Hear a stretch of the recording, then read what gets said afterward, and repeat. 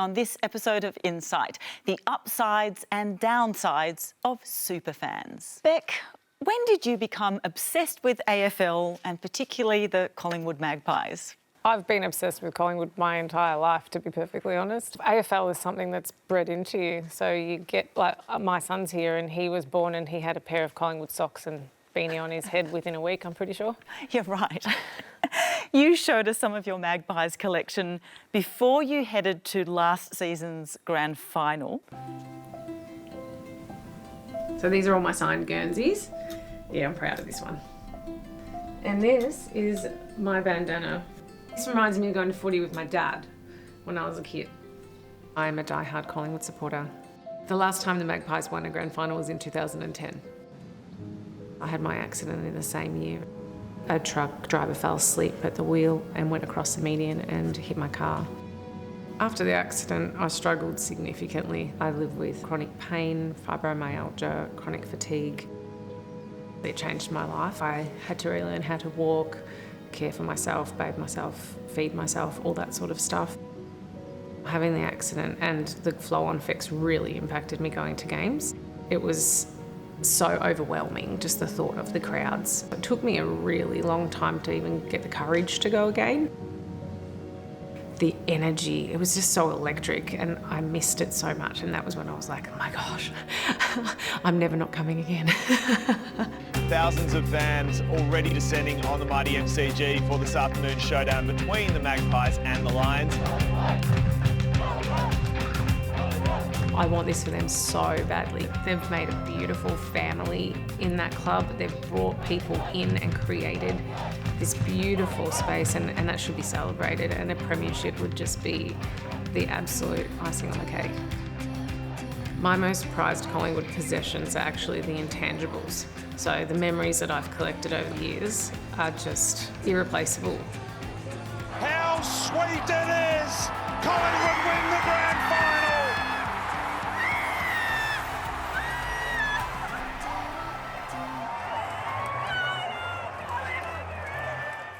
Oh, goodness me. Quite emotional looking at that, Beck. Yeah. Why does that team mean so much to you? Every time I see that siren go when we won, it's so emotional, invokes so much emotion in me, and I can't even put into words what it means. It means a lot to me, not just because I love the Collingwood Football Club.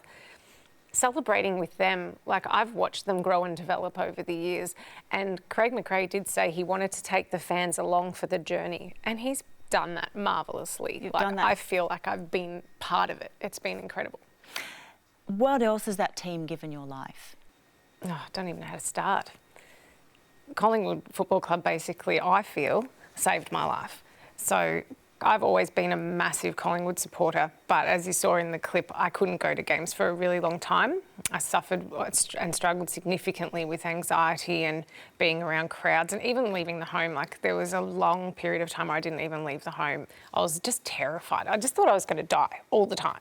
And then when Collingwood got into the prelim in 2018, I wanted to be there so badly. So it was really challenging because the wanting to stay home safe and then the wanting to be there, like, it was equally as challenging. So I actually contacted my friend at Bowen's and said to him, can you provide me with access to a ticket that I can purchase that's in a room so I'm safe and not out with the crowd? And they gifted me a ticket in one of the rooms. And I got in my seat. I didn't leave my seat. I was terrified, and I organised for my son and my husband to be at the game. So I had supports in place. I had a plan. And we won, and it was absolutely phenomenal. And then we went on to the grand final, which unfortunately we lost, but it just put, like, blood pumping back in me. I was like, oh my gosh, I can't not do this. So then the following year, I decided to sponsor a player in the club, or two players actually at the time. And I just made a commitment to myself. I thought, if I'm prepared to spend this money, then I won't waste it. So I thought, I'll go to all the games, I'll go to all the events, I will challenge myself, I'll take up every opportunity to suck as much out of this experience as I can. I work in building and construction, so then I started going to building and construction events and business chicks events and just being around people. And I love people, and I've missed people. And it's just changed my life. Like, I'm out and about all the time now. I catch public transport, I hadn't done that. How much money do you think you would have spent on the team over the years? In the last 5 years, probably around $30,000. Over my lifetime, I have no idea, to be honest. Terence, you have idolised Kylie Minogue since you were 12. What makes you a super fan? My continuous dedication to everything that she does. How important was her music to your life? For me, it meant a lot because when I was 12, 13, nobody was listening to pop. It was always Aussie rock. So I was out of the norm in school, but she gave me a safe space just to be able to lock myself away and just get lost in that bubble pop kind of era. How dedicated are you to her? Well, I've got 3 tattoos to do with Kylie, and every stage of my life, Kylie's a part of it. How about your house? My house, I have a room just for Kylie, which has been nicknamed the Kylie room. So you've got records, CDs, paraphernalia, cups. Yeah, dolls, perfume, jewellery. Anything from her? When she did the homecoming tour, she threw a towel in the audience, which I did have to jump over an old lady to get it, but I did get it. Anything to get something from Kylie. Yeah. You're now 49. Yeah. How much time and money would you say you've devoted to Kylie over the years? I would probably say the amount I've spent so far in memorabilia, travel, shows and everything like that, I'd probably have my house paid off by now. Wow. Can you put it in dollar terms, do you think? I've probably about $250,000. That is a lot of money. Yep. What does she mean to you? Kylie's always just been my support person. I don't speak to my parents and my sister and brother anymore. And when my grandmother died, I had to help arrange her funeral. And they had arranged for me to be put into a situation where I wasn't prepared for what they were doing. So once I was made aware of what they were going to do, I put on my favourite Kylie song, Better the Devil You Know, and I went in there like a business meeting, and I just felt empowered to be able to stand up for myself, just like Kylie has had to stand up for herself, especially through the 80s when everybody was making her a laughing joke, and she'd be, no, this is my path and this is what I'm going to do. So I pretty much just took that energy and went with it. You're married? Yep. How does your wife feel about your fandom? I think she would rather the money in the bank than in the room. An often line that she will use is the Princess Diana line, which is there's 3 of us in this marriage. However, she knew when we met that I was a Kylie fan, so she knew what she was getting herself in for. Wendy, you're also a fan of a musician, Bob Dylan. How did you get into his music? Probably wasn't till about the mid-70s. I wasn't particularly a folk music fan, but then I heard a couple of live tracks of his and they were completely different because they were electric, and I just loved them. There was something about one particular song, Shelter from the Storm, that I loved. I loved the music, I loved the words. When you met your husband-to-be, was he a Dylan fan? He sure was. From about the age of 14 he was. He used to bring his records over. We were listening to them together and I just loved them all. How often did you see Bob Dylan perform? I've seen him, I think, 9 times. Wow. So every time he came to Australia? Every time he came, except the very first time, because I was very young and I wouldn't have gone to see Bob Dylan anyway. So how long have you been a Bob Dylan fan? Over 45 years. Wow. Yeah. Carly, growing up you weren't a sports fan, but you loved cricketer Shane Warne. Why was that? Because I saw him modelling for Just Jeans and I was probably 10 or 11. You thought he was kind of a bit of all right? Bit cute, yeah. I sent him a wedding present and it is probably the most embarrassing thing I've done in my life. I sent him a photo frame and it had a photo of me in it. For his wedding present? And he wrote back, and I still have it. He said, "Dear Carly, thanks for your love and support, Shane Warne," on a Nike card. Then you came across this.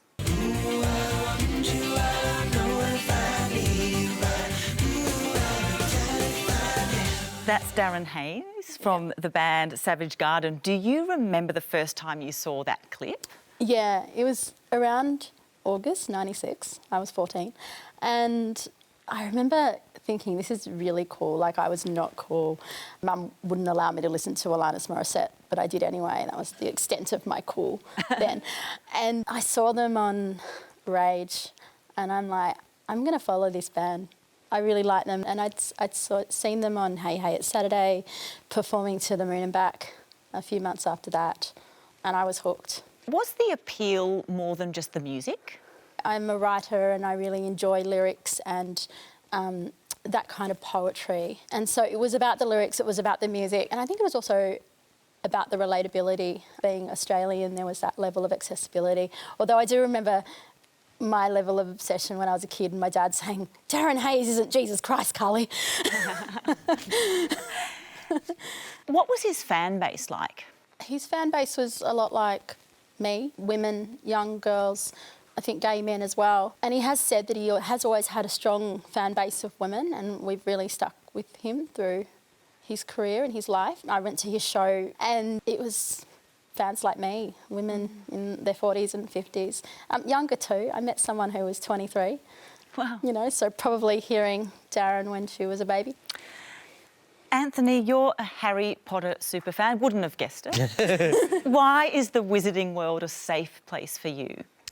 It's a place of endless possibilities. I love this idea of found family and found home. So growing up, being bullied, magic was always very much of a safe haven for me. So shows like Charmed, Buffy and everything that involves the supernatural and the fantasy world. And then finding the world of Harry Potter and the sense of belonging that you could just go into and find a place and you could just escape from the real world. What do you love about magic? It's this idea that there's anything is possible. If I want to travel somewhere, I can easily go into a book or something and then be transported into this world. And I mean, it's free. It's free to travel, and I'm not having to pay money or spend time on airplanes. And it just allows your imagination to just run wild, and you can think of so many different things, and it can happen. And what's so appealing for you about Harry Potter? It's the sense of that if you find the right people, or the right people come to you, and then they can bring you into this world where anything is possible and you can find a true family. Would you say a lot of your time is taken up with Harry Potter? If I could turn it into a full-time job, yes. Whether it is talking with friends about Harry Potter, cosplaying on TikTok, and also just discussing all these social issues or anything that happens in the world of Harry Potter. You can apply it to the real world, and then just meeting like-minded people and saying, oh, you're a Harry Potter fan? I am too. What's your house? And then having that connection, you can build these new relationships. Lara, for you, it was all about Justin Bieber. How would you describe your obsession with him? Anybody who knew a teenage girl between the years of 2010 and 2016 probably has a pretty good idea. But definitely collecting every piece of merchandise possible. I took it to the nth degree. More than just putting posters up on the wall, I was printing out and meticulously cutting and blue tacking, Tetrising an entire collage of pictures, floor to ceiling on a bedroom wall. Now that I'm an adult, I shudder to think of the printer ink costs. But I had built such a strong connection to him, I believed, over these many, many years of being a fan of him. I felt like I understood him. I felt like he would understand me. And if we did get the chance to meet, I think I truly believed that he would fall in love with me, 100%. And I think most of my friends also believed that if we just had the right opportunity, the right chance to talk, that he would whisk us away. Did you ever go too far? I think certainly some of the following him around, staying in his hotels, riding the lift. We knew exactly where he was at any point of the day. There were full-blown car chases that occurred, which is quite a funny image because he was being driven by professionally trained defensive drivers trying desperately to shake these 4 girls that just got their P plates. And they never could. This is what you'd get up to, Lara. Basically, where are we? Melbourne Airport. We finally got here. Justin just landed and we're like all lined up. That's the lineup. Don't move forward. Hi, Justin. Hi, Justin.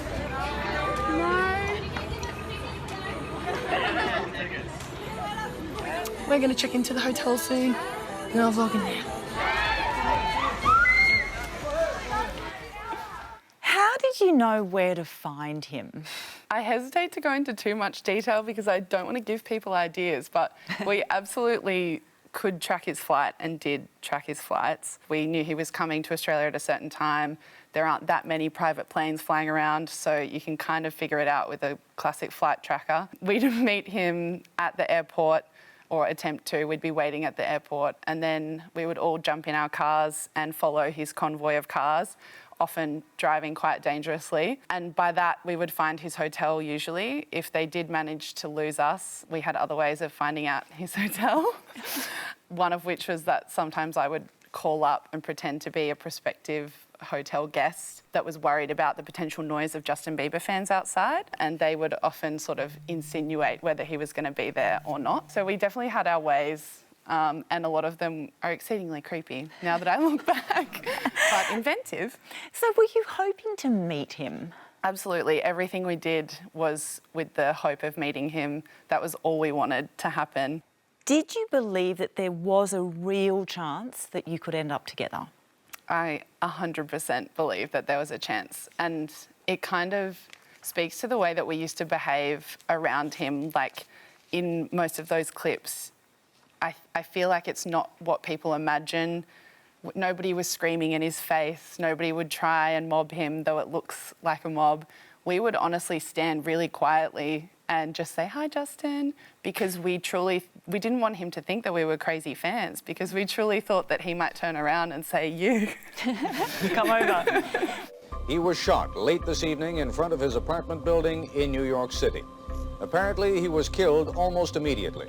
The man who shot John Lennon walked up to the musician as he was leaving his limousine. According to eyewitnesses, he said, "Mr. Lennon," and then fired at him point blank at least 5 times. Harry Styles is the latest celebrity to fall victim to fans going wild at concerts, getting hit in the eye with an unidentified object. There was a collective gasp as singer Bebe Rexha was smacked in the face by a mobile phone during her New York City concert. You used to call me on my cell phone. And just last week, another mobile phone was hurled at Drake. Was there a glass perhaps resting on the edge? No.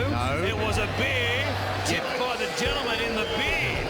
Well, that's outrageous. The referee has called for both sets of players to leave the field of play. The goalkeeper, referee Alex King, and a camera operator were all injured in the pitch invasion. At first, the 19-year-old tennis champion looked dazed, then collapsed in pain onto the court. Doctors say the knife missed her spinal cord and vital organs. Sellers is expected to be released from hospital tomorrow. And the parochial West Aussie crowd is well known for booing other champions of the game, Ablett and, of course, Judd. Selwood goes back and gives it to him. Good evening. Police are tonight hunting a man accused of bashing a teenaged football umpire during a junior girls match in the southern suburbs. Stefan, you're a former VFL and AFL umpire. Have you had to deal with this sort of behaviour? I've certainly had to deal with plenty of constructive feedback over the boundary fence at all levels of football that I umpired, yeah. Constructive feedback is a nice diplomatic way of saying people have had a go at you? Yeah, plenty of abuse. When you umpire football, you know that half the crowd and half the players aren't going to agree with your decision, even if you know it's 100% right. So you certainly are ready to get a fair bit of flack. And look, that's what you sign up for when you umpire any sport. You know that you're going to cop criticism. Where is it worse in your experience?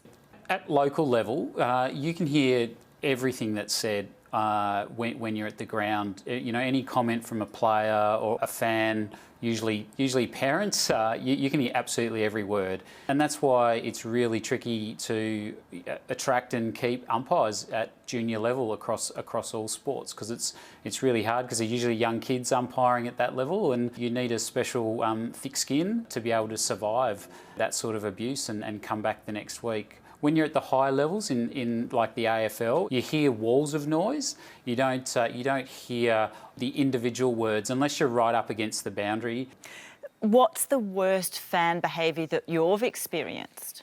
Yeah, I've got some pretty bad, plenty of swearing, plenty of abuse. That's sort of pretty common, but I mean, some of the worst I've copped walking off grounds, though. I've copped, plenty of beers tipped on me. I've been spat on a few times, but probably the worst was some urine tipped on me and the other umpires I was with. So yeah, I didn't sign up for that. That's for sure. How do you feel about footy fans? As an umpire, I knew that was part of the job. I never thought I was being abused personally as an individual, because it happens in every game, in every sport, no matter who the umpires are. So for me, I always felt like I was acting in a play. That's how I survived, that's how I did it for so long, over 20 years. Look back to 2020, the start of the AFL season in particular, and when we had no crowds at the footy. And footy sucked. It was not great.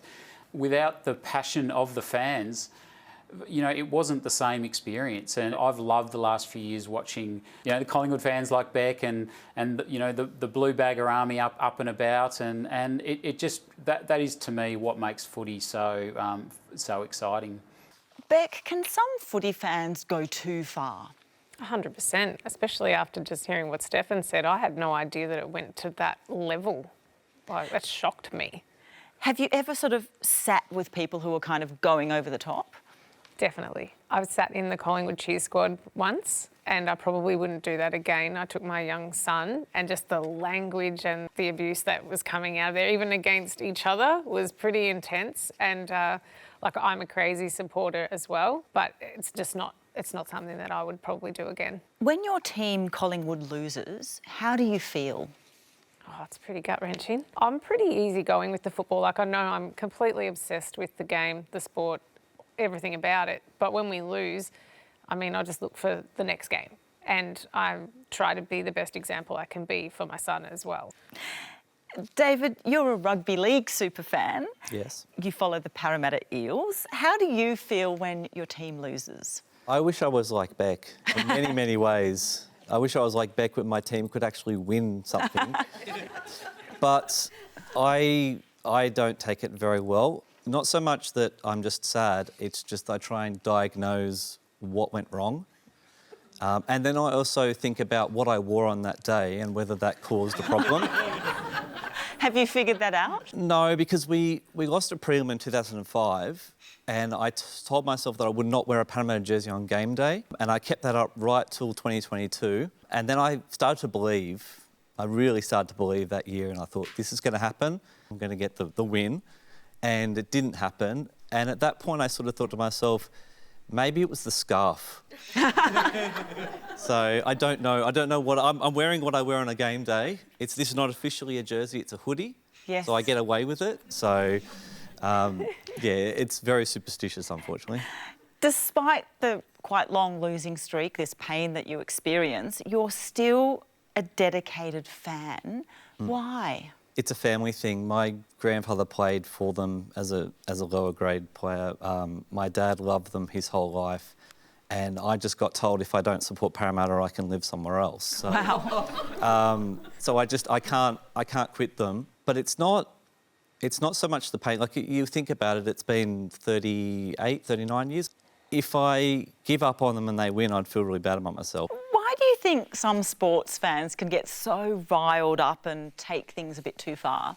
I get pretty riled up, but I don't go to that point where I become violent with anyone or anything like that. I think that a lot of people use it as a proxy for frustration. They want something in their life to be good, and so when this doesn't happen for them, they they feel all the emotions and they just let it out. That's all I can think of. The only other thing I can think of is at grounds, and I don't want to get on a high horse or anything, there's a lot of alcohol and a lot of guys around each other who like to egg each other on. So I think that's where a lot of the problems come from.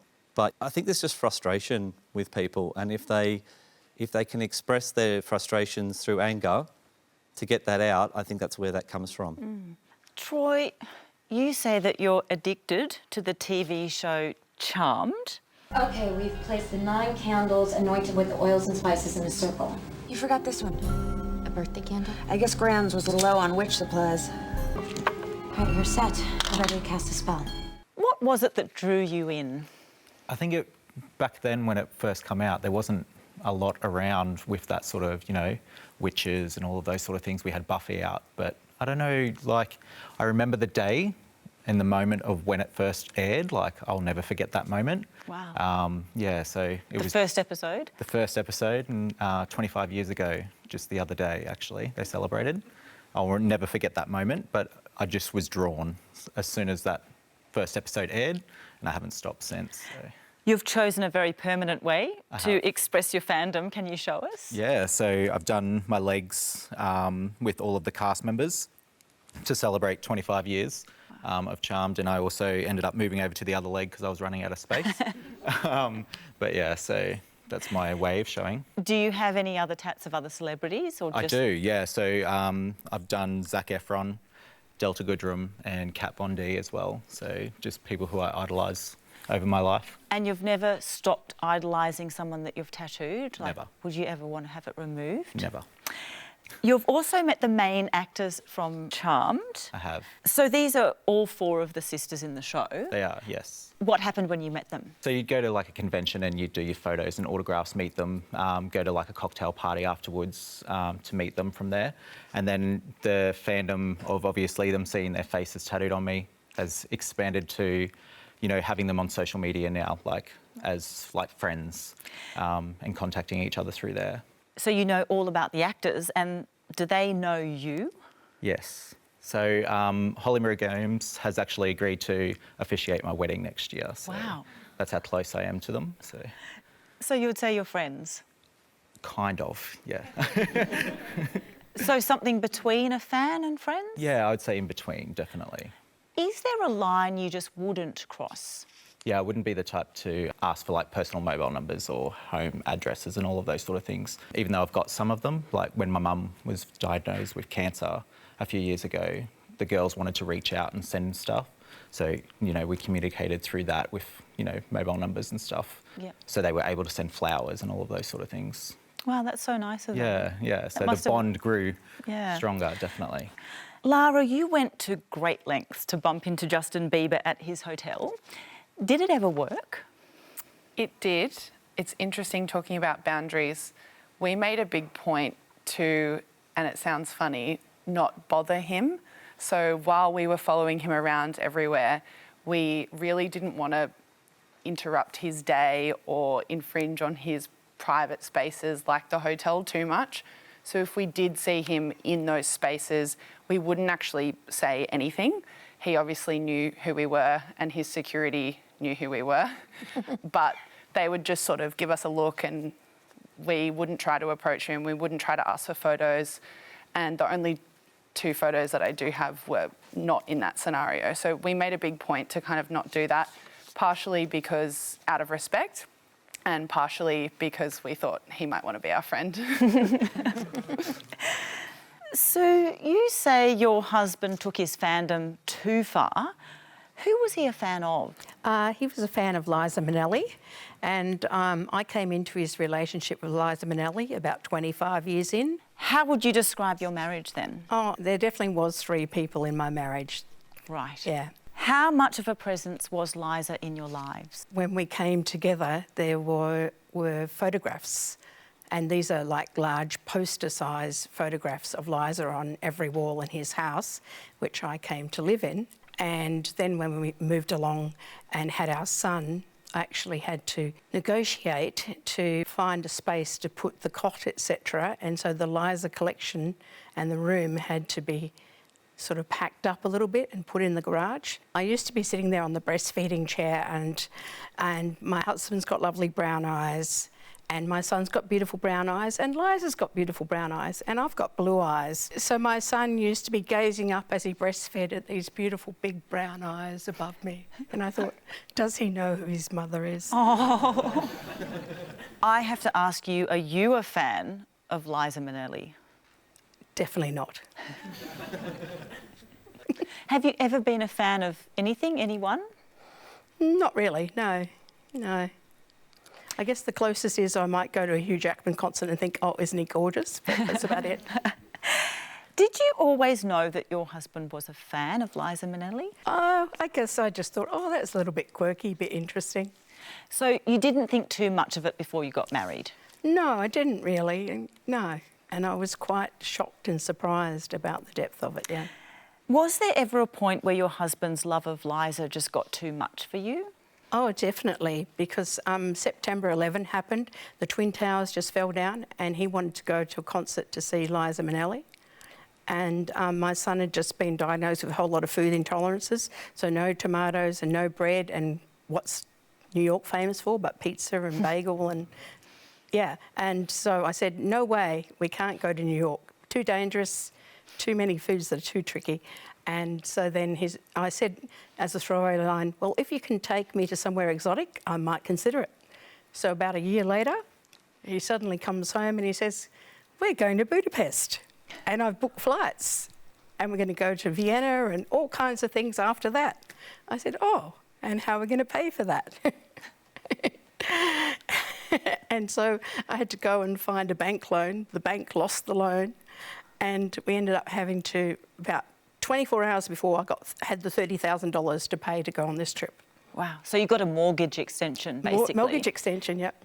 And did you end up going there and seeing Liza? Well, we went there, and when we arrived, we stayed at the hotel where Liza was going to stay, and that would enable us to go to the press conference. And we got there and they said, oh, Ms. Minnelli is a little bit delayed, so we're going to go ahead with the cocktail reception, but she won't be here yet. Then later in the evening it comes to, oh, actually she's not coming at all. She's cancelled, and somebody else's. You can go to another concert if you like. And of course my husband was devastated, absolutely devastated. Also, along with this, there was fans from around the world had come. So there was about 8 other super fans that joined us on that particular trip. So was Liza ever going to turn up?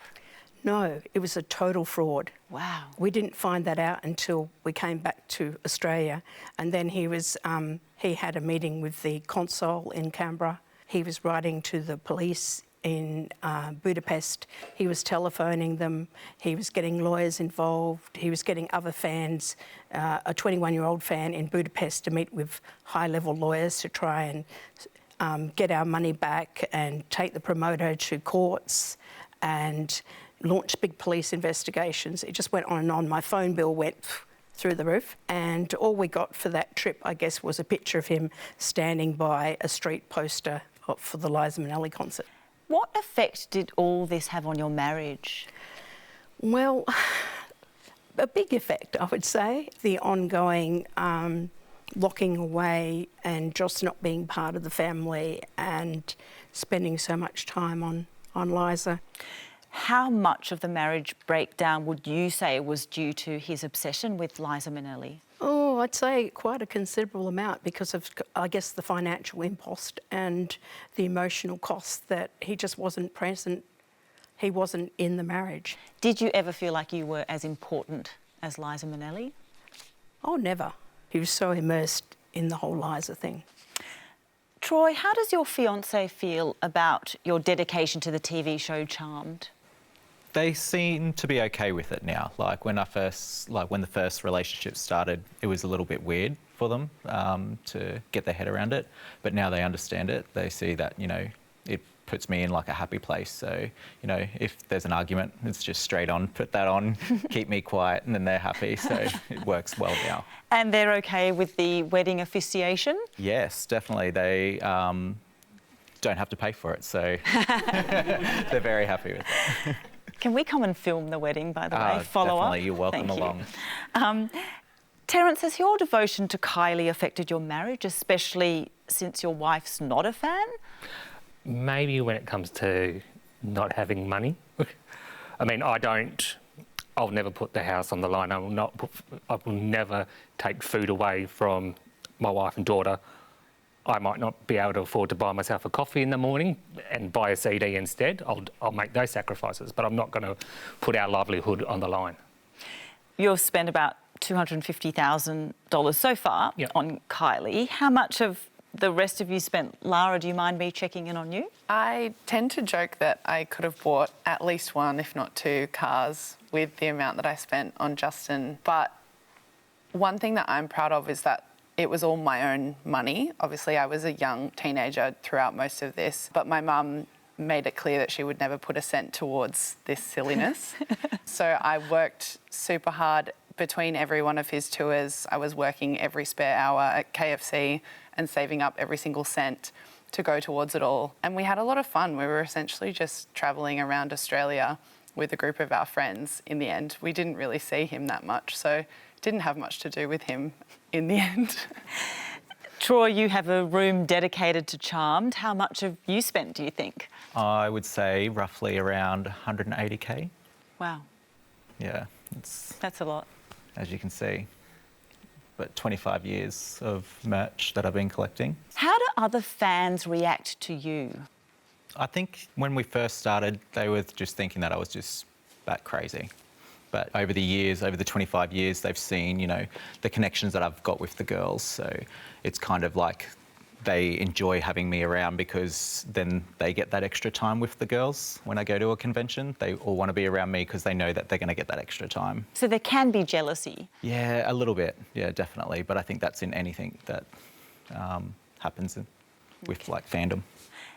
Is that jealousy or competitiveness common? Kylie, have you come across that? I have a little bit. I went to see Darren in 2004 at an album launch and I'd gone alone.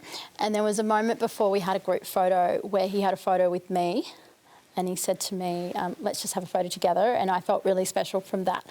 And I think all of the attendees received the photos that were taken. And I remember seeing somebody had cropped me out of that single photo and used it just for them. Terence, have you come across any behaviour like that?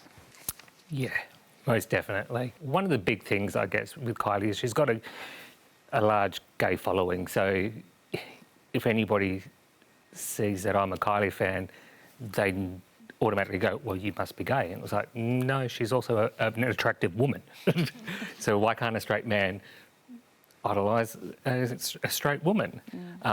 But there have been times where I've been blasted over Facebook about my fandom. I've even had a local radio making fun of me, which I then decided to give them a call back and said, oh, you know that person you're talking about? That's me. I would say emotionally, I'm probably about 11 or 12. But yeah, I'm 41. I am a very enthusiastic fan of the Royal Melbourne Show.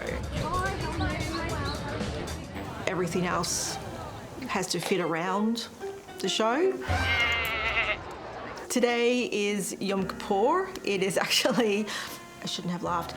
It's actually the most solemn day in the Jewish calendar. It is a day of atonement. I will atone another day.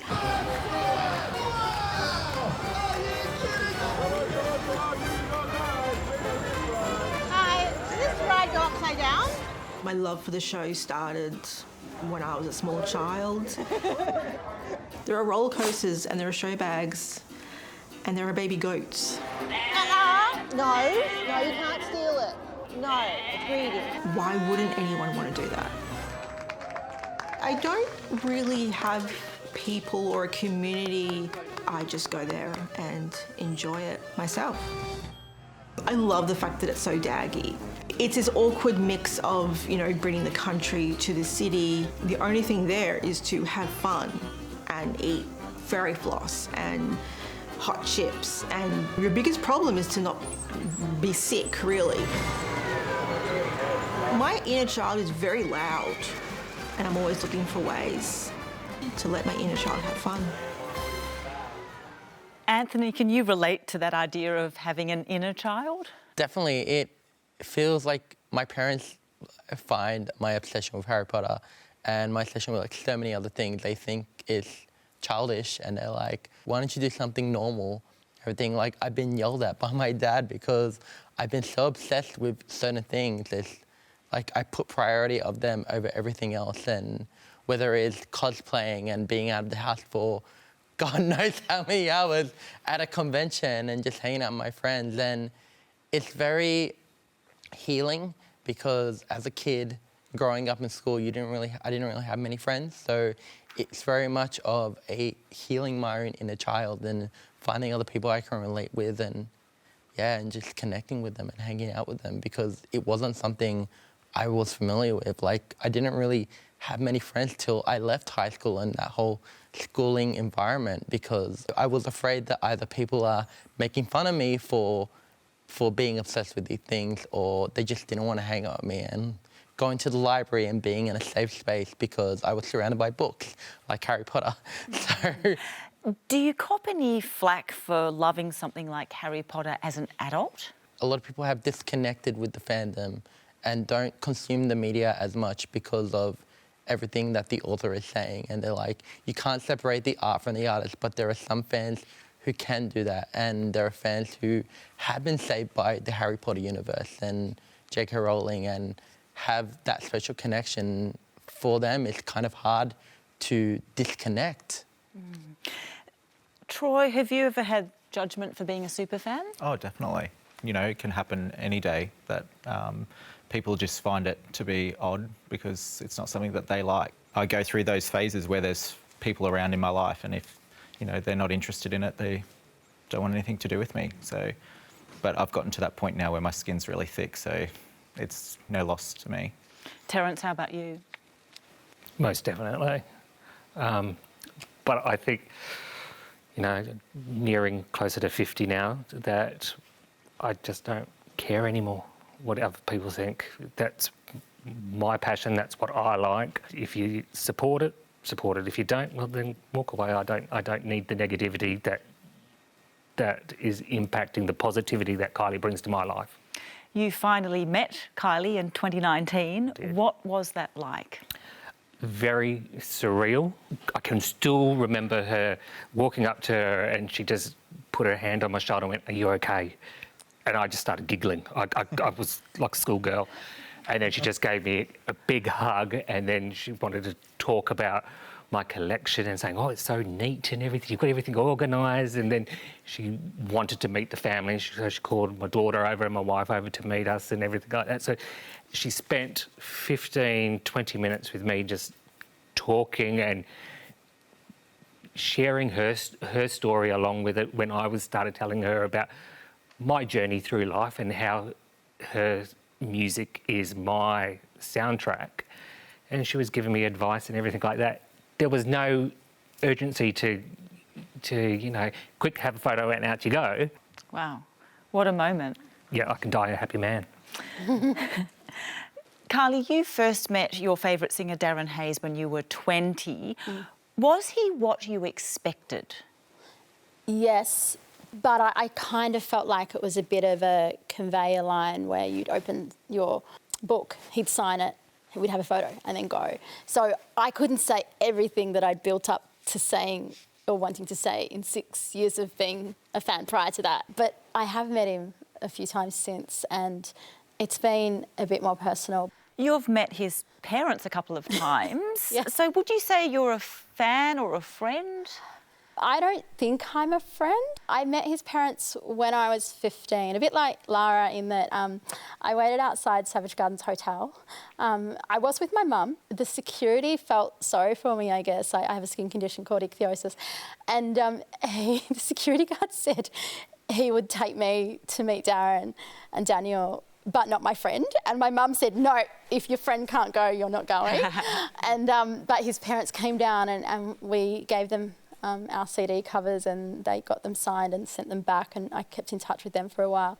In terms of Darren, yeah, Do you ever worry you might feel disappointed in him? I worry that I might lose touch or I might do something to disappoint him. I think that's more of a worry. If I say something out of line or maybe that he doesn't agree with or I'm too eager, I guess, you know. Maybe he doesn't want me to tag him in a photo on Instagram, I don't know. You have a fan base yourself. What's it like to be on the other side, like as someone who has a community of fans? Yeah, it's weird. It's a real privilege though. Like, I realise that I've been treated so well by the people that I've idolised that I have a responsibility to my fans and I never want to give them a bad experience. A few weeks ago, I was in a restaurant and this young girl comes up to me, she was about 12, and she said, "Hi, are you the Kylie Finlay?" And I was like, "Hi, yeah, I am." And it was really lovely, but also I was with a friend and my husband and my friend said, "Does this happen all the time?" And my husband was like, "Yeah." And I said, "No, it doesn't happen all the time." We had a selfie and a mum wrote to me and said, "You know, you've made her day." And Wendy, you haven't met Bob Dylan. Would you like to? I don't think so, because I've heard of a few encounters where he could be. He's just loved by so many people around the world that everyone wants a piece of him, and I just don't think it would ever happen for a start, and I just wouldn't like to be one of those I don't know what to say sort of thing. Your husband died 5 years ago. Do you still listen to Bob Dylan? Yes, I do. Still love the music. It probably means even more now because it's such a connection. And I had a couple of songs of his at his funeral. I knew that he would have wanted that. And he was in Adelaide. He toured only a few weeks after Steve died. So the place I worked gave me 2 VIP tickets to go. Oh, wow. And I cried all the way through it, but it was just fantastic. Has your husband's death changed your connection with Bob Dylan's music? Sort of in a way, it's sort of even deeper, I think, because we shared so much of it. It was just a fantastic connection we had. Lara, you spent years trying to meet Justin Bieber. You did end up meeting him twice. Did it live up to your expectations? The first time, absolutely. Similarly to what Kylie was talking about, it was very quick, very brief. I think he meets about 100+ girls in the space of an hour, so it was legitimately being dragged out by the arm as soon as the photo was taken. But I was thrilled with that experience, seeing him in person, in the flesh, even though we'd only said hello to each other. That was enough for me, and I thought that was amazing. The second time, less so. It was, my friend had won a radio competition, so we got to spend a lot more time chatting to him and having a proper conversation with him. We were so excited for it, and we planned out all of these questions we would ask him, what we would say to keep the conversation going. And when we did meet him, he wasn't rude, he didn't do anything wrong, but he really just didn't have anything to say. He was just not what I expected at all. I had built up this conversation for so many years in my head that I truly thought it was going to change my life. And what I realised, which is probably obvious to everybody else but wasn't to me at the time, was that he was just a guy. He really wanted to tell us about the skate park he'd been to that day. He wasn't that interested in talking about his new album. He didn't really know the meanings behind the songs. He didn't want to talk about that. Wow. We tried to joke around with him. He didn't really understand the jokes, didn't really want to have a laugh. We were just really underwhelmed. It was really anticlimactic. How did you feel after that interaction? I was crushed. I truly thought that we understood each other, that I knew the type of guy that he was. I thought we would have this fantastic, life-changing conversation. And what I found out was that he was just like all the other guys at my high school and didn't have anything really that interesting to impart. Are you still a fan? I'm not at all. I couldn't tell you what he's done over the past 5 years. But I still look back on that time with a lot of fondness. Thank you so much, and thank you to you all for being here. That's all we have time for. You can catch up on this episode or any others on SBS On Demand. I'll see you next time.